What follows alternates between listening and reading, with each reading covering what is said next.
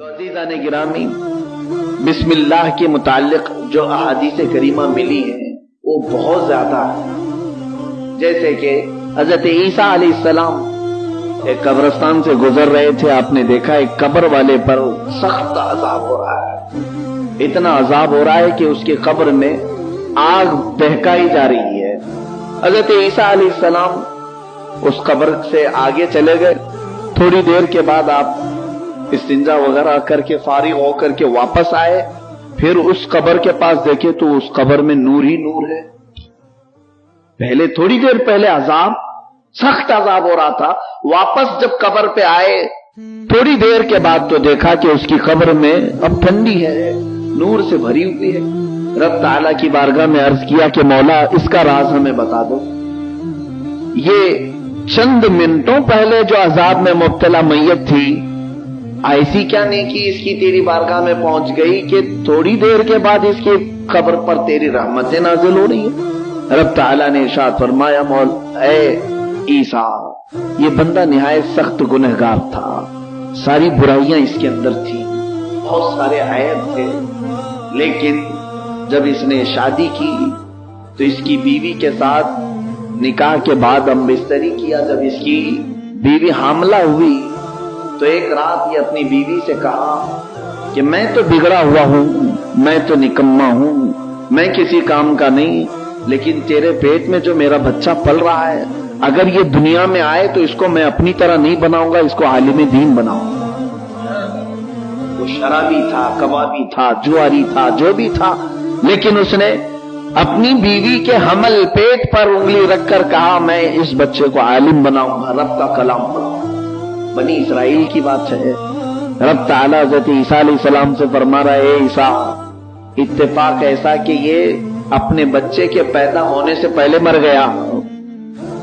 بچے کے پیدا ہونے سے پہلے ہی اس کا انتقال ہو گیا، لوگوں نے دفن کر دیا، تو اپنے گناہوں کی وجہ سے عذاب میں مبتلا تھا۔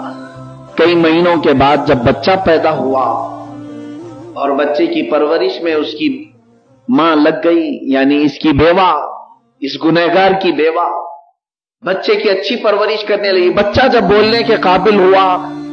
تو اس عورت نے کہا کہ اس کے مرحوم باپ کی خواہش تھی کہ اسے عالم بنایا جائے، اللہ کا کلام پڑھایا جائے، میں اس بچے کو ایسے ہی نہیں چھوڑوں گی۔ ہاتھ پکڑ کر کے ایک عالم ربانی کے پاس لائی، تورات کے جو عالم تھے ان کے پاس لا کر کے اس عورت نے کہا کہ اس کا باپ بڑی بری عادتوں میں مبتلا تھا، مگر اس کی خواہش تھی کہ بچے کو نیک بناؤں، بچے کو عالم بناؤں، لیکن اتفاق ایسا کہ وہ بچے کی ولادت سے پہلے مر گیا۔ آپ اسے اللہ کا کلام پڑھائیں۔ اس عالم دین نے اپنی گود میں بچے کو بٹھایا اور کہا بیٹا پڑھو بسم اللہ الرحمن الرحیم، اللہ کے نام سے شروع جو نہایت مہربان رحمت والا۔ رب تعالیٰ فرماتا ہے، اے عیسیٰ، اس کا بیٹا جیسے ہی مجھے رحمان و رحیم کہنے لگا، میری رحمت کو گوارا نہیں ہوا کہ اس کے باپ کو میں قبر میں عذاب۔ تفسیر میں یہ بھی فرمایا گیا، بچے اگر رب کو رحمان و رحیم کہہ رہے ہو، ماں باپ کی قبروں سے عذاب کو اللہ اٹھا لیتا ہے، یہ تو بسم اللہ کی برکتیں ہیں، فقط بسم اللہ کی۔ اور جس کا بیٹا پورا حافظ قرآن بن جائے، کیا اس کے ماں باپ کو اللہ نہیں بخشے؟ آج حالات یہی ہیں، ہم سب یہی سوچتے ہیں کہ کائے کو بچوں کو مدرسہ پڑھائیں، کیوں بچوں کو پڑھائیں؟ آج ہم دیکھ رہے ہیں مدرسوں کی حالت، پورے ہندوستان نہیں دنیا میں ہم مسلمان جتنے ہیں، مسلمانوں کا صرف 2% حصہ، 2% مدرسوں میں جاتا ہے، 98 باقی پورے اسکول کالجز میں ہے۔ میں آپ کو کوئی تانا نہیں دے رہا ہوں کہ کالج جانا یا اسکول جانا ناجائز ہے، جاؤ، شوق سے جاؤ، دنیا میں آگے بڑھنا تمہارا بھی حصہ ہے، تمہارا بھی حق ہے، مگر وہ کون سی ایسی کامیابی ہے جو دین کو پیچھے چھوڑ کر کے جا رہے ہیں؟ اللہ اور اس کے رسول کو۔ مجھے یہاں ایک بات یاد آتی ہے، ابھی چند مہینوں قبل کی بات ہے، میں اکثر اس کو بیان میں بھی عرض کیا کرتا تھا۔